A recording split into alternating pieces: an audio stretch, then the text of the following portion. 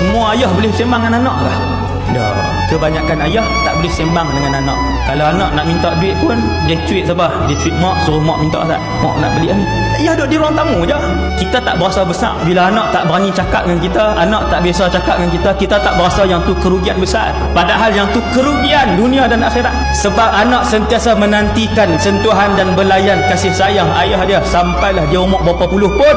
Tapi sebab ayah bila dah dewasa sikit, umur 15, umur 16, ayah ni dah renggang dengan anak, tak pernah tanya khabar, tak pernah sembang dengan anak. Anak berasa jauh. Bila pergi keluar dapat kasih sayang kawan-kawan, maka dia baik dengan kawan, dia lebih percaya dengan kawan.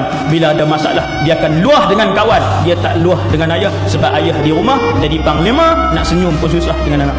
Hak nak jaga perenggan ayah dengan anak ni, ajaran siapa? Mengajar anak untuk menghormati dan berbakti dengan ayah dan ibu, itu ajaran Islam. Tetapi membuatkan anak takut, segan nak bercakap dengan kita sebab kita